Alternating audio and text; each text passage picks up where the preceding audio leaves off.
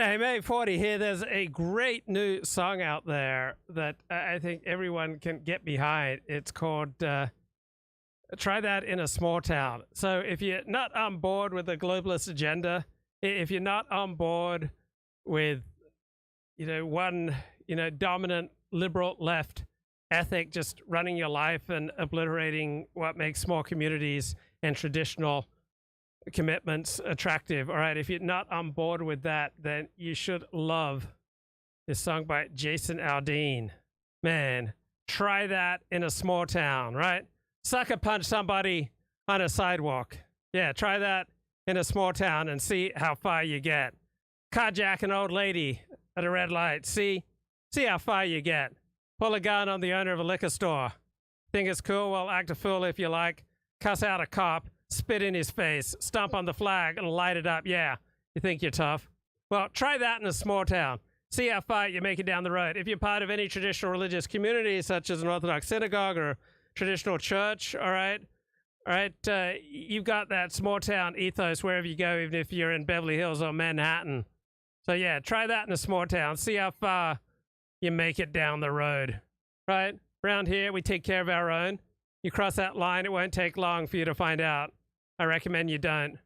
So try that in a small town, right?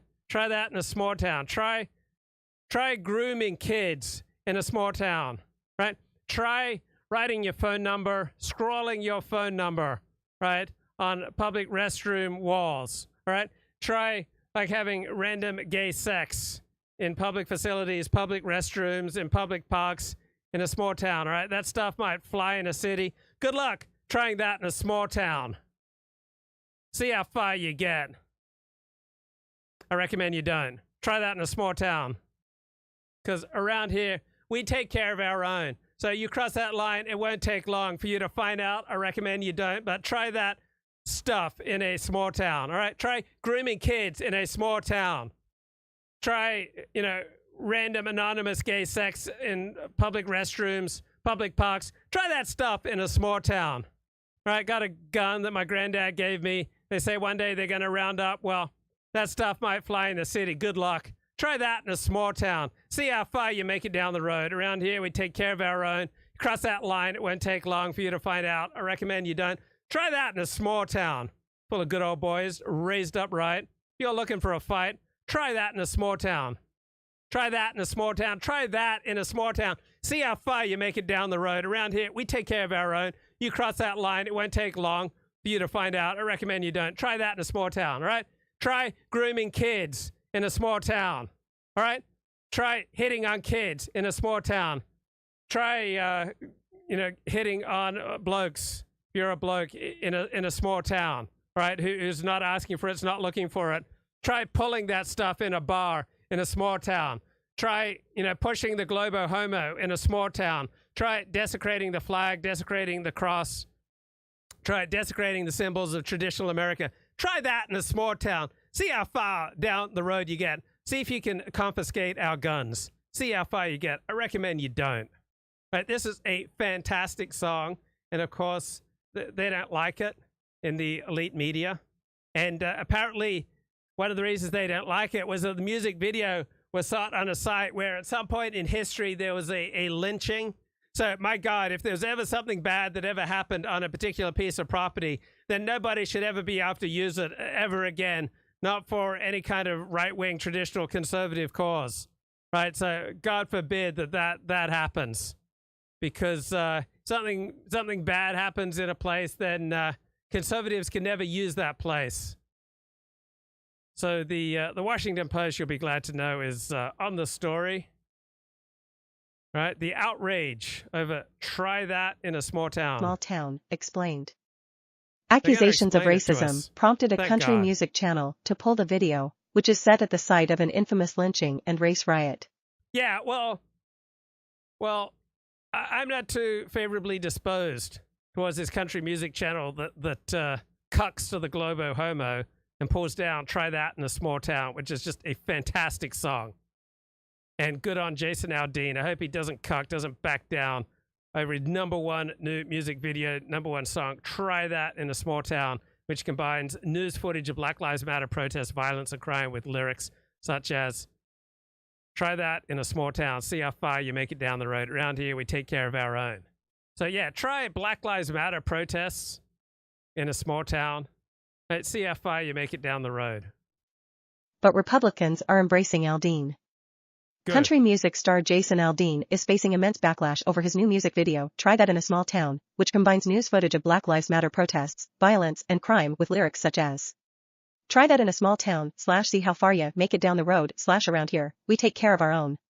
Got a gun that my granddad gave me, / they say one day they're gonna round up, / well, that S might fly in the city, / good luck. A channel devoted to country music videos has pulled the video out of rotation after accusations that it promotes racism and violence. But Try That in a Small Town has... Right. Preserving your traditional way of life. All right. Protecting your city. All right. Not being thrilled with Black Lives Matter terrorism. Like not being down with the people grooming your kids. Right. And that's racism, guys. That's a call to violence because you don't want people grooming your kids, man. Also leaped to the top of many streaming charts, and top Republicans are defending Aldean, who insists the song has nothing to do with race. 1. The music video features Black Lives Matter imagery. Aldean released the song in May, but started facing widespread criticism after the... Wow, so apparently, like, Black Lives Matter terror protests are just equivalent to racism, all right? If you're not down with terror protests that unleash a massive wave of murder, you are the racist. Thank you, Washington Post. Music video hit YouTube last Friday. The video is made up largely of news clips showing protests, riots, and police confrontations in cities, at least some of which took place during Black Lives Matter demonstrations. Yeah, try pulling that Black Lives Matter groomer stuff in a small town and see how far down the road you get, Buster. Prompted by police killings. Other clips show an attempted convenience store robbery and other apparent crimes. Yes, try pulling that in a small town. Try disrespecting the police. Try disrespecting tradition. Try disrespecting America. Try disrespecting the flag. Right? Try disrespecting their traditional family. Yeah, try that in a small town, groomer. These alternate with shots of Aldean and his band performing in the public square of Columbia, Tennessee, population about 45,000. Cuss out a cop, spit in his face / stomp on the flag and light it up / yeah, you think you're tough, he sings, and at another point. Try that in a small town / full of good OL boys, raised upright / if you're looking for a fight. After 2 minutes of violent images, the video concludes with a brief montage of grainy footage depicting peaceful townspeople and their crops and families. 2. The Maury County Courthouse was the site of a lynching. Some who accuse the video of racism point to its setting in downtown Columbia, the site of historical acts of violence against black people. Aldean's performance backdrop is the Maury County Courthouse, which at times appears to be on fire as images of burning American flags are projected onto it. It's the same building where a mob hanged 18-year-old Henry Choate from the balcony in 1927. The teen had been accused of attacking a white girl who never identified him as her assailant, and whose mother begged the mob to let him stand trial. Columbia is also the site of an infamous 1946 race riot that nearly resulted in the lynching of future Supreme Court Justice Thurgood Marshall. This small town full of good OL boys, as Aldean sings, is in his home state of Tennessee, which was scandalized in the 1990s by an annual law enforcement gathering called the Good OL Boys Roundup that featured racial slurs and a simulated lynching. While Aldean highlighted Columbia and its courthouse in a behind-the-scenes feature, the music video's producers say he didn't choose the location, which they portrayed as innocuous. The production company Tacklebox said in a statement to the Washington Post that the video was shot at a popular filming location outside of Nashville that has also been featured in the Lifetime movie Step Into the Holiday and Disney's Hannah Montana, the movie. Both movies were filmed in Columbia, according to local news reports. The Tennessee Entertainment Commission did not respond immediately to a request for comment. So you're probably wondering, how did the review react to Jason Aldean's song, Try That in a Small Town? Too far. The View hosts are weighing in on Jason Aldean's controversial new song, Try That in a Small Town. On Thursday, Whoopi Goldberg, Sarah Haynes, Joy Behar, Sunny Hostin, and Alyssa Farah Griffin discussed the backlash surrounding the polarizing track and its music video. There's a lot wrong here with this. This is a man who saw what happens when someone is out of control with their guns. Yeah, he was out in Vegas, and he saw people get. So I don't understand how he could be that disconnected. How people around him didn't say to him, "Hey, listen, you know what?" Yeah, my God, if guns are ever misused, then we just have to give up all guns. Like, people die in car accidents. People misuse cars. Do we need to give up all cars? People misuse trains, planes, and automobiles. Do we have to give up trains, planes, and automobiles? People misuse Jesus. People misuse Torah. People misuse everything. So we have to give it up. People misuse sex. right? There's rapists out there, man. There's rape. We have to give up sex, guys. Maybe there's a better way to do this. While Sarah and Joy focused on the tune's lyrics related to small towns and big cities, Alyssa said she was going to give the country star the benefit of the doubt. This was, to me, something where about half the people in my life see it one way and half the people in my life see it a different way. So I'm trying to, like, kind of see what are we disconnecting on. I'm going to give him the benefit of the doubt that his intent wasn't to, you know, stoke division, glorify violence, or racism. I'm going to give him that benefit of the doubt. I don't know. But I'll say this. There was a line, so for the many folks who are offended by this, there's a line in it that says, try that in a small town, see how far you make it down the road. Around here, we take care of our own. So for a lot of my friends and family who are legal gun owners in small communities, they're like, yeah, that's what we do. If someone breaks into a store, he's talking about the right to defend yourself. What I thought of when I read that was Ahmaud Arbery. I think of a black man in a small town in the South who literally just got shot for doing nothing wrong. So I think what becomes problematic is that there's a lack of recognition of what this means to about 50% of the country whose experience. Yeah, this isn't about just shooting up people who've done nothing wrong. The song is obviously about protecting yourself against groomers and creeps and terrorists. Isn't Jason Aldean. But Sonny didn't agree. I'm actually not going to give him the benefit of the doubt. And I'm pleased that you are, and I'm pleased that you are. Agree that he should be allowed to say whatever he because wants. as a lawyer, when I put my legal hat on, I don't believe in censorship. Right. However, this man is from Macon, Georgia. My father's from Augusta, Georgia, and Macon, Georgia. I spent many summers there. Yeah, both. I spent many summers there. It is one of the most racist places in this country. So don't tell me that he knew nothing about what that imagery meant and what he. So I don't give him the benefit. But I'm saying, along with him, more people should also be The other held thing accountable. is. Try that in a small town's lyrics include, quote, got a gun that my granddad gave me. They say one day they're gonna round up. Well, that might fly in a city. Good luck. Try that in a small town. See how far you make it down the road. You cross that line, it won't take long for you to find out. I recommend you don't. Try that in a small town. The music video features videos of looting, protests, and images of burning the American flag. Jason took to Instagram to respond to the backlash earlier this week, saying that the intention of the song was to refer to the feeling of community and people taking care of their neighbors, quote, regardless of differences of background or beliefs. In the past 24 hours, I have been accused. Okay, let's look at some other reactions to this Jason Aldean song.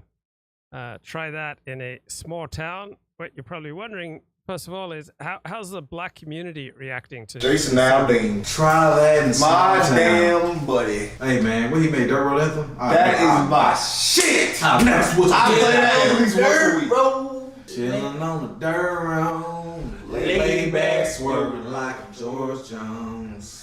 Smoke blowing out the window, an ice cold beer sitting in the console. Memory lane up in the headlights, got me reminiscing about the good times. Oh, This yeah. motherfucker banger, boy. Okay, so what's been going on? Like, are they trying to cancel Jason? Like, They said this song incites violence. He talking about all that woke stuff going They on. heard the last lie me told. He said. Hold on, so they said this. That's in our community. He talking about all that woke stuff going on. He said, try it in a small town. I was listening to that gym in the sauna. I was country music down today, man. So they hot from him saying something about this, and they like, murder baby, green dot. I mean, I put a well, that's 6 a o'clock in good- the game there. I actually. They're giving They that- play that on TV. They're though. feeding us to that. They're feeding that music to our community. So, Okay, very thoughtful reaction there. Let's see some Yup. more. Yay, back at it, guys. Like What's going on, guys? back at it like a fresh weave, like a wig turned backwards. Oh. So you know, it's been a big talk about this song, man. I know it's probably really blew them up, but even more so because he was already a big country singer. But the Jason Aldean tried that in the. Okay, let's see something else here. What do we got? Champagne Radio Show. Welcome back, I Love Music Army. How we doing? We doing good out there? All right, we hope so. We are so glad to it, but we're going to rate the song at the very end. If you're part of the I Love Music Army, you already know. Whoa! We can't be playing music there. We'll get into copyright trouble. So, all right, let me get back here. Washington Post article. The company emphasized that Aldean did not choose the location, and said any alternative narrative suggesting the music video's location decision is false. 3. Aldean defends Try That in a small town. The singer, however, has stood by the song and its video. In the past 24 hours I have been accused of releasing a pro-lynching song, and was subject to the comparison that I, direct quote, was not too pleased with the nationwide Black Lives Matter protests, Aldean tweeted Tuesday. These references are not only meritless, but dangerous. There is not a single lyric in the song that references race or points to it, and there isn't a single video clip that isn't real news footage, and while I can try and respect others to have their own interpretation of a song with music, this one goes too far. Aldean also noted that he survived a mass shooting at the Route 91 Harvest Festival in Las Vegas in 2017, in which dozens were killed and hundreds injured. Our community recently suffered another heartbreaking tragedy, he tweeted. Okay, anyway, I think this song is awesome. All right, try that in a small town. And we're talking about very different conceptions of the self. All right, people on the liberal left, they want to leave violence entirely to the state, while people on the traditional end of the spectrum much more down with people having the ability to defend themselves. The people on the liberal left, they believe in a buffered identity, that if there are groomers next door, if there are all sorts of different sexual deviants next door, that doesn't necessarily affect you, because they believe in the buffered identity, where no matter what's going on around you, it doesn't have to affect you. There's no such thing as moral or spiritual pollution. But people in small towns, right, people with a traditional conception of life, we believe that we don't lead buffered identities, but instead what's going on with you is going to affect me, and vice versa. What's going on next door is going to affect me, that no man is an island. So people on the liberal left, they believe much more in courtier morality, where you weigh everything that you say and do against how it affects everybody else, while people with a traditional perspective on life, much more likely to believe that each man's home is his castle, and that he should have the right to essentially say what he wants, even if strangers and acquaintances and other people get offended. So very different conceptions of the self. So people with a traditional perspective, all right, they tend not to be so on board with gay liberation, right? People who are part of traditional Judaism, traditional Christianity, all right, not really on board with gay liberation. And people who are on board with gay liberation, obviously they're not going to be on board with Christianity and Judaism, which have long traditions discouraging, man-on-man sex. So try in a small town doing the practices that got these men by Bondi Beach into great trouble, even cost them their lives. Like, try scrolling your phone number on the walls of public lavatories in a small town. Right? Try having sex in a public park, in a public lavatory in a small town. Like, try having random gay sex in a cathedral or in a church on the town square in a small town. Right? I don't think you're going to get far. Now you may say, oh, these people in a small town, they're not so rational. All right, their assertions aren't so accurate. Their arguments aren't so cogent. Their wisdom prescriptions are not so wise. I mean, people in small town are ordinary Americans. I'm thinking of this great book by philosopher Ronnie Goodman, Conservative Claims of Cultural Oppression, The Nature and Origins of Conservaphobia. Right? To criticize people in small towns intellectually is to commit a category error, like as it is to criticize, say, Tea Party conservatism.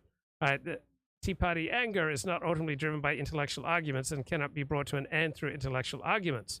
Right? They may have objections to this or that federal program that may be less than cogent, but these ostensible issues are secondary. Right? What's really going on here is you see in small town America the anarchic will of free men, of ordinary men, which the elites are hell-bent on extirpating, but which the populist conservative would defend at all costs. Right? People in small towns particularly, they believe that they should have the right to educate their children as they wish, that they should be able to influence public schools so that teachers and gay activists don't get the opportunity to groom kids. So people in small towns and people with a traditional perspective are not so much wanting to destroy modern society, but they want to take on the very organized affect structure that emerges out of it, the properly ordered sociability of the buffered liberal left identity. So conservatives, traditionalists, people in small town, they want a life that is less compromised by the liberal left sociability's demands. They want a life that's less rationalized, less intellectualized, less disengaged, right? They want to go back to human nature's default and more authentic form of consciousness. But people on the left, right, they insist that the small towns not be left as they are. They have to be badgered. They have to be bullied. They have to be pushed. They have to be preached at. They have to be drilled. They have to be organized to abandon their lax and disordered folkways and conform to these various features of buffered civil liberal left behavior. Right? So people in a small town, they resist all this liberal left badgering and bullying. Right? So they see people on the liberal left as tyrants and usurpers and crypto-fascists We're always scheming to undermine the natural liberty of the conservative. Well, try this in a small town. Try badgering people in a small town with the globo homo agenda. Try bullying people to accept grooming in a small town. I don't think you're going to get far down the road. Try pushing people to celebrate, the gay and trans life in a small town. Try preaching at them the wonders of globo homo in a small town. Try drilling people in a small town on the beauties of grooming, right? See how far down the road you get, right? So liberalism and the left, they have come to dominate all our institutions, right? It's not because they provide such compelling solutions to our problems, but because they very effectively suppress and discredit the free human nature that small towns strive to retain. So the difference between liberals and conservatives is not the difference between secularism and liberalism, it's the difference to the degree to which secularism and liberalism has compressed religion into a new form of secular identity that has taken on a religious fervor, right? You've got the whole compression of traditional religious identity into this new liberal left fervor where they decry people, acting naturally, right? They decry people who speak crudely and openly, right? And still cling to their guns and religion, right? So people in a small town may not necessarily permit themselves to be intimidated by liberal intellectualism, right? Try coming into a small town and just try pulling that stuff, right? Come into a small town, try sucker punching someone on a sidewalk, right? Try, pulling off a carjacking, right? Come try the, gay lives matter, black lives matter, come try that in a small town and see how you do, right? Like, try pulling a gun on the owner of a liquor store. Try cussing out a cop, spit in his face, stomp on the flag, light it up, desecrate everything that traditional Americans hold sacred, desecrate the cross, desecrate the church, desecrate Christianity, right? You think you're tough? Well, try that stuff in a small town. See how far you make it down the road. Because in a small town, people take care of their own. They're not necessarily, down with this groomer agenda, all right? They're not down with being bullied, all right? Cross the line in a small town. It won't take long for you to find out. I recommend you don't. Like, try that stuff in a small town, right? People in a small town still got a gun that their granddaddy might have given them, right? So you say one day they're going to round up all the guns. Well, that stuff might fly in the city, but good luck. Try that in a small town. See how far you make it down the road, because in a small town, people take care of their own, right? So it won't take long for you to find out what happens. You try to pull that stuff in a small town, right? So to the extent that people in a small town are anti-intellectual, right? That's because they follow a politics of presence, a politics of living, rather than a politics of ideas, all right? They put their traditional folkways, their traditional religion, their traditional loyalties ahead of liberal intellectualism, right? Liberal intellectualism prizes detaching ideas and theories and laws from basic human experience, right? That's not the traditional way of life, right? The liberal left wants us to embrace, the reflexive Buffett identity and the erection of an entire social order and legal system, all right, on something that's completely contrary to human nature, right? The liberal left wants our lives to be bound up by all their rules, right? It wants everything to be legalized and conventionalized, right? They want total control. They want to legislate everything. They want to remove risk, all right? They don't want heroes. They want role models, right? People in a small town, they're willing to go to war. They don't mind some risk, and they admire heroes, all right? People in a small town, right, they seek and they welcome drama. They prefer times of war and conflict and risk, right? Yeah, they might be a little insistent. They might be a little intolerant of globo homo, right? They might be willing to take a stand. They might not be down with surrendering, right? They may not want to be plowed, all right? They may not be down with you coming into their public spaces, public parks, public lavatories, and hooking up with random gay sex and scrolling your phone number on there and talking about how much you love to give head to strangers, right? They may not be down with the whole liberal left routine, right? they may not buy into, the reflexive liberal left ideal that we shouldn't get excited and we should discourage manliness and toxic masculinity, right? So traditional masculinity is the antithesis of the buffered, reflexive, distant, ordering impulses of the liberal left, right? Masculinity at its deepest level is a protest against all these liberal left, buffered, rationalizing, reflexive forces of the modern world, against the peculiar nature of courtly rationality, a rationality that is hostile not just to fighting and to contests of swords and guns, but to the entire range of traditional virtues and identities that most people for hundreds of years have built their lives around. Yeah, so come into a small town and see how far you get. Try pulling that groomer stuff in a small town. See how far down the road you get. They're saying, 40, what is a secular guru? Of modernity. And there's the fissures and paranoias and alienation that's going on in modernity, and secular gurus can capitalize on that. So, I'm just foreshadowing, Chris, our theme of anti-establishmentarianism. That's all I wanted to do.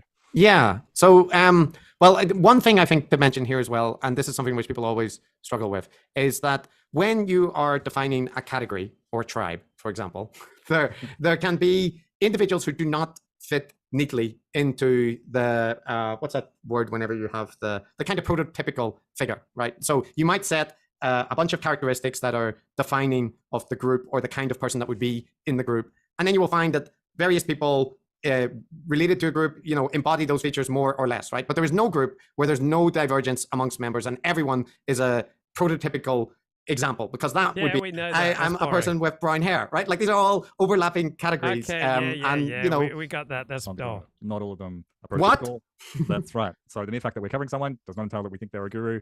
It entails that we're going to check them out, listen to what they have to say, have some fun talking about them, and maybe rate them on the barometer as well. So I'd add just a little note there as well, Matt, that part of the reason that this developed was when we were initially covering people, we were basing our approach on this kind of secular guru concept that we had, but we covered people that were suggested and that we were interested in, but we very quickly noticed that people were varying to their degrees to which they fit the template. And by us covering them on a show called Decoding the Gurus, there's an implicit suggestion that the people that we cover are gurus of some stripe or another. And we developed the Garometer, which we'll talk about in more detail, but before we get there, we developed a system in order to say that it's a spectrum, and there are people who are closer to this concept and people who are far lower. Yeah, we know about life on the spectrum. Bloody hell. Be with them, dislike them, but they wouldn't score highly because they might be... Okay, that's boring. Okay, let's get to the good stuff. Care about. Okay. All right. Here's some good stuff from Matt Brown from Australia, University of Central Queensland. But they don't do the kind of secular guru things. And this is a thing which people constantly seem to not entirely grasp. Yeah, true. And so we're interested in a thing called discriminant validity, which is to make sure that our concept, is specific to the thing that we care about, and while we know it's got some, Venn diagrammatic overlap between things like public intellectuals or traditional religious leaders, political pundits, people like that, like almost any academic or someone with a public profile, we wanted to make sure that it was actually specific. So in terms of people that we're interested in covering, willing to cover, we cover that whole joint union of all of those Venn diagrams, but only some of them will actually be part of that subset of secular gurus. And most of the properties that we'll talk about in terms of the barometer of the secular gurus, it has a negative kind of valence to it, I suppose. Not every characteristic of it is negative, but I think we generally feel that it's intrinsically unhelpful in a society that we live in to, I guess, to claim the mantle of that kind of secular intellectual authority, but to be actually doing something quite different, basically, appealing to other kinds of motivations or what am I trying to think of? Where their appeal is based on other things apart from Okay, so these two academics, Matt Brown and Chris Kavanaugh, they embody moderate liberal left, careful dialogue. All right, they embody the courtier morality, and I'm not at war with the liberal left. All right, I'm at war with the liberal left when the liberal left goes to war with me and with mine and what I love and care about. But I appreciate liberal left critiques, but I freaking love this song. Like, try that stuff in a small town. And the liberal left has, great things to teach us, right? I'm down with learning from them. And I appreciate, right, the carefully edited speech of the liberal left elites, as we just heard by the Decoding the Gurus, right? I appreciate their reflexiveness, their sense of a buffered identity, the virtue, the very careful self-editing, the commendable circumspection, the care, the self-discipline, the seriousness. But there's also a dark side to all this, right? Self-editing also disposes one towards an unhealthy self-consciousness, towards stilted, convoluted speech, towards an inhibition of play and the natural emotions, towards imagination and passion. And it's kind of robs life of its passion and flavor. All right, so all this liberal left rationality very easily becomes a source of new alienation. So yeah, all this watchfulness, this self-discipline, this culture of critical discourse, this intellectual reflexivity. Reflexive means you're monitoring everything you say and do for how it might affect yourself and other people. All right, I see the loss of warmth and the spontaneity in this, greatly watchful, this self-discipline, this, carefully edited speech. All right, this constantly adjusting speech and action to, ever-changing patterns of propriety.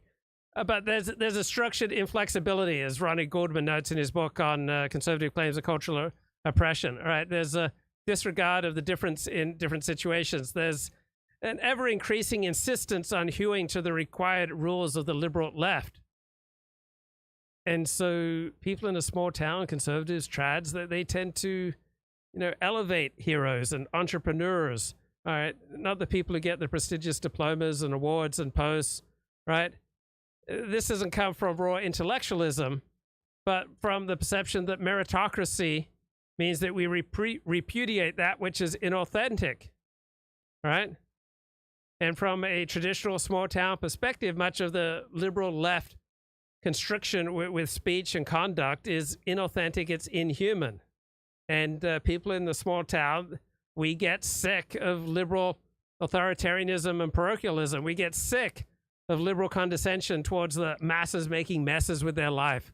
Right? We get sick of the liberal left contempt for the disorganized character of small towns and of capitalism. Right? The liberal left believes in the buffered identity. They want to order our impulses. They want to control our speech and our action. And ordinary Americans naturally resent this. Right, so modern liberal left intellectuals are part of the legacies of the aristocrat and the priest rendered secular. Right? They've inherited the leisure playfulness of the aristocrat and the true-seeking piety of the priest and the egalitarian animus which those qualities provoked. But liberals see intellectual freedom and truth-seeking, right? That's what they think they're doing. But conservative claims of cultural oppression see this peculiar courtly rationality. So this is why liberals at a drop of Rolex can come at you with a rotating hit squad of well-placed academics just ready to pounce and to opine on anything just having to do with you and your life in a small town and your traditional conservative impulses. Like liberals seem to be trained practically from birth as part of some instant response team. Right? They seem like the weaklings and the physical cowards who sort out the safety of a sinecure instead of engaging in the mortal combat of life, but who still get the thrill of shooting inarticulate fish in a barrel. I mean, academics have a sinecure, right? It's like the royal pension that their ancestors received, right? That was bestowed by the monarch on courtly supplicants, on emasculated warriors turned courtiers. So academics are quite good at discrediting conservative claims as easily as one just shoots inarticulate fish in a barrel. But how do they get their superior eloquence, right, to particular conditions? By dominating all our institutions, by having those institutions wrapped around their fingers so that they get subsidized at getting so eloquent and so damn good at shooting, inarticulate fish in a barrel, small town America, right? Because they've been willing to bow and to supplicate to these rituals of courtly life, of courtly supplication, of bending themselves to courtly manipulation, right? They've been willing to circumscribe their impulses and their speech, to ever increasing levels and circles of, liberal left constriction. Now, the liberal left has their good points as well. Logical coherence and it being well put together.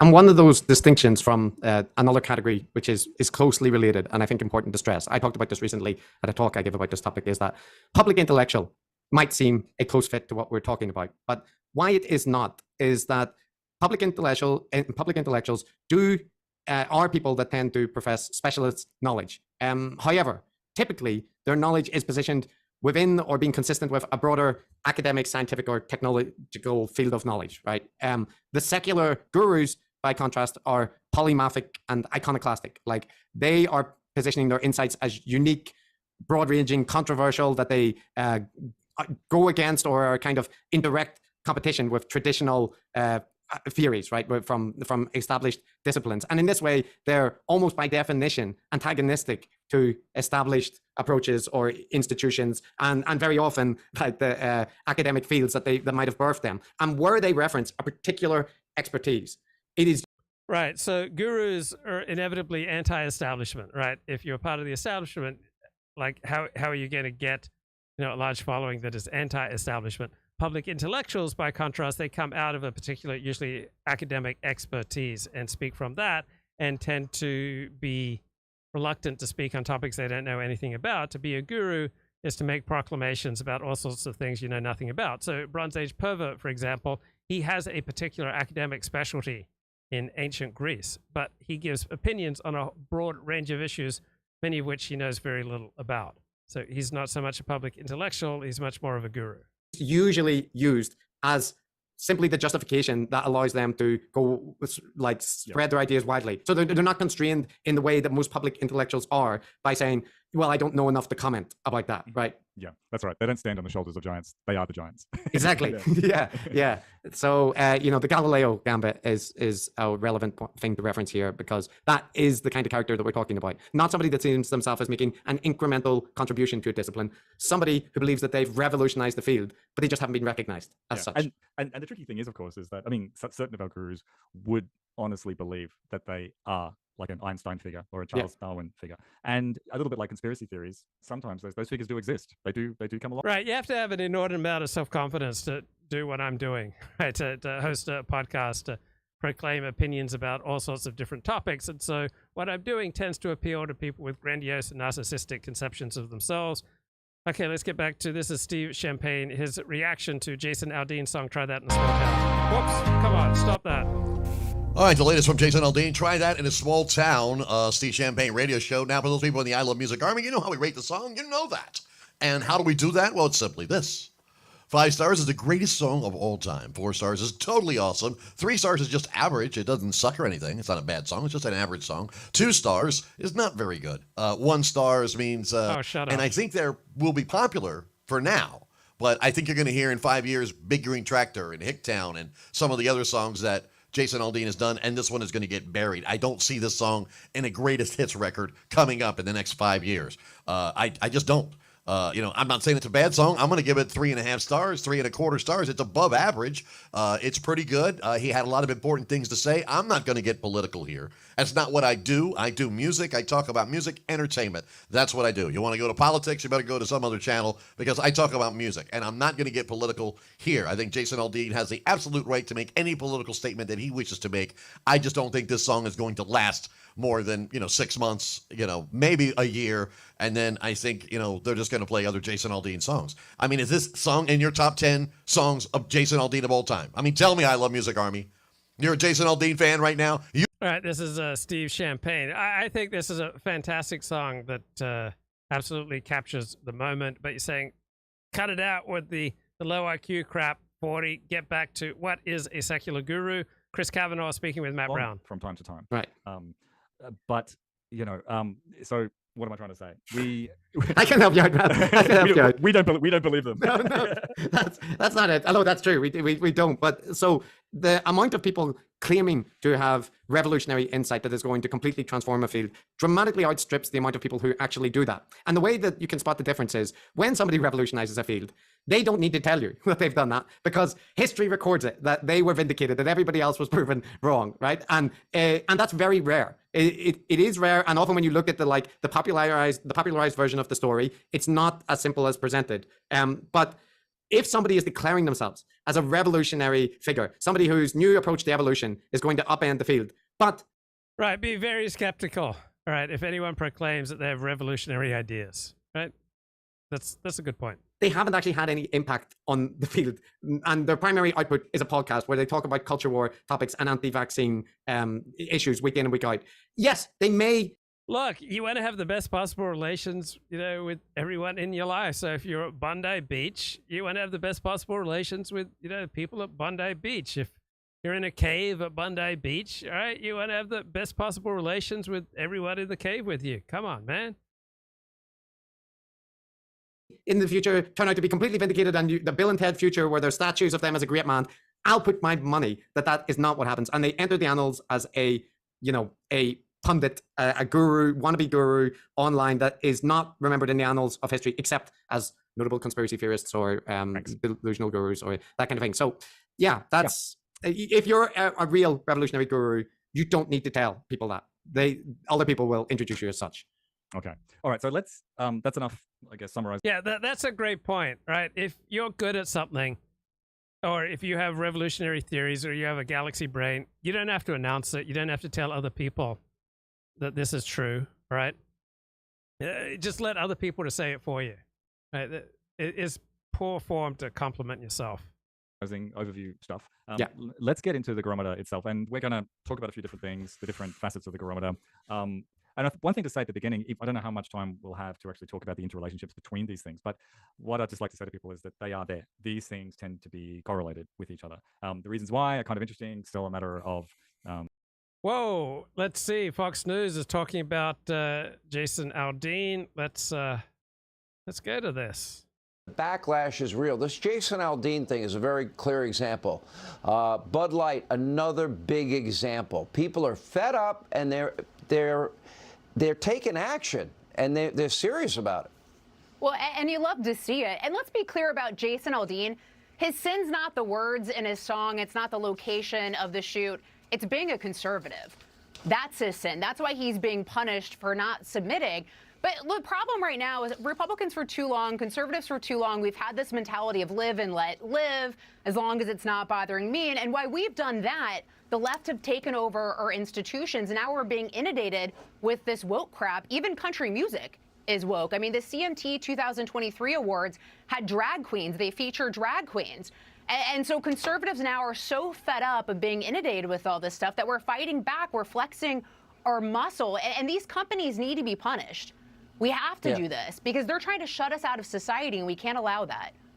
And Kaylee, the thing about this video, which is what got everybody so upset, what a lot of people don't understand is that there are licensing rights.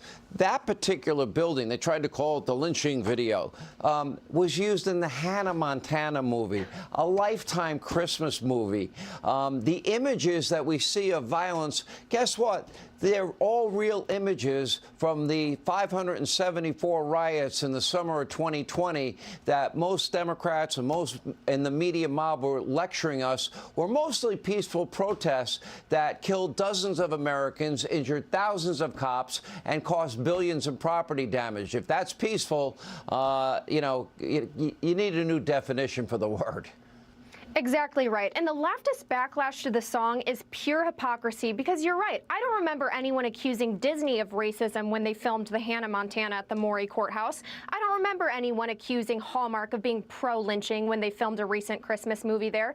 And for that matter, I don't remember anyone complaining about violence when Snoop Dogg released a music video in which he points a prop gun at a clown-style Donald Trump's head, or when Nas released a song accusing cops of killing kids. None of these complaints matter in any of these examples because I would even go one step further than Lisa. I would say the problem isn't even Jason Aldean or his political views. The problem is the message of the song.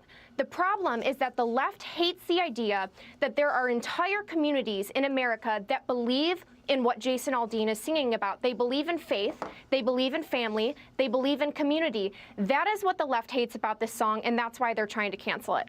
That's what I love. God, faith, family, country. Now, exit question for both of you. Kaylee, we'll give you first crack at it. And it's really simple. Will corporations learn the lesson and stay the hell out of... Okay, I got to run. Shabbat's coming up. Don't try any kinky stuff, any groomer stuff in a small town, all right? Bye-bye.